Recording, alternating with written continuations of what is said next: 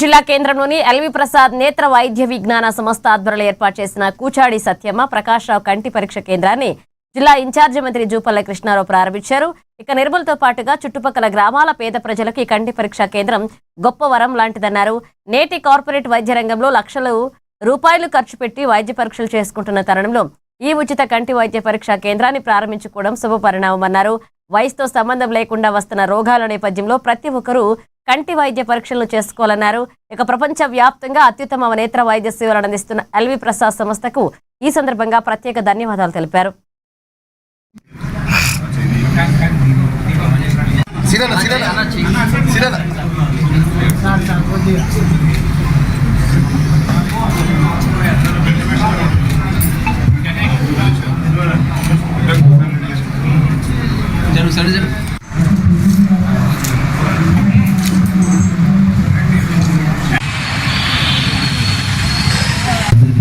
ఎందుకంటే ఇది మంచి కార్యక్రమం.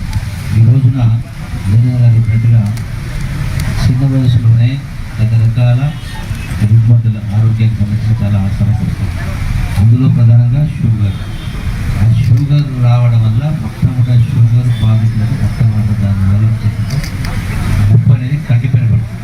సో కంటిపైన సో పేదవాళ్లకు ఎక్కడికో వెళ్ళాల్సిన అవసరం లేకుండా నిర్మల్ చుట్టుపక్కల గ్రామాల వాళ్ళకు ఇక్కడికి వచ్చి ఆ కంటి పరీక్ష చేసుకోవడం ద్వారా, అంటే టైమ్లీ చూసుకోవడం ద్వారా అది ప్రమాదకరంగా మారక ముందుకే చూసుకోవడం, తక్కువ ఖర్చు లేకుండా కూడా పేదవాళ్ళు చూసుకోవడం ద్వారా పేదవాళ్ళకి మంచి సహాయం చేసిన కార్యక్రమం.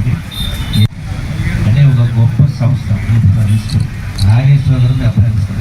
ఒకటి కాదు, రెండు కాదు, గడచిన 40 సంవత్సరాలు పైన భయపడి, అంటే సుదీర్ఘ కాలంగా యావత్ రాష్ట్రంలోనే కాదు, ఇలా తెలంగాణ, ఆంధ్రప్రదేశ్, ఒడిశా ఇతర రాష్ట్రాలు కూడా ఒక ఈ ప్రాంతంలోనే 3 కోట్ల మందికి ఈ కంటి చికిత్స గురించి సహకరించాలంటే ఇది మిగతా వాళ్ళకి ఎవరు కూడా సాధ్యం కాదు. ఒక తపన ఉంటే తప్ప, సేవాగుణం ఉంటే తప్ప సాధ్యం కాదు. అంటే ఒక వ్యక్తి ద్వారా స్థాపించబడిన ఒక సంస్థ ఇలా లెక్క ప్రకారం చూసుకుంటే ఇంచుమించుగా 3 కోట్లు అంటే రాష్ట్ర జనాభాలో 90% మంది. అంటే ఈ స్థాయిలో మరీ ముఖ్యంగా ఈ రోజు ఉన్నటువంటి కార్పొరేట్ వైద్య రంగంలో లక్షల రూపాయలు ఖర్చు పెట్టాల్సిన పరిస్థితి ఉంది. దానికి ఆస్తులు అమ్ముకునే వాళ్ళు ఉన్నారు, అప్పులు చేసేవాళ్ళు ఉన్నారు. అంటే ఇటువంటి యొక్క నేటినటువంటి సామాజిక పరిస్థితుల్లో, ఆర్థిక పరిస్థితుల్లో మరి ఫ్రీగా పేదవాళ్లకు మంచి సౌకర్యం చేసినట్లయితే మరొకసారి ఆ సంస్థను, ఆ సంస్థ ప్రజలు అందరూ కూడా మరొక అభినందిస్తూ, శ్రీహరరావు గారు కూడా పెద్ద మనసుతో ఇది 3వ కేంద్రం అంటారు. ఈ బిల్డింగ్లో వారు సహకరించండి, బిల్డింగ్ మాకు ఇవ్వడం జరిగింది.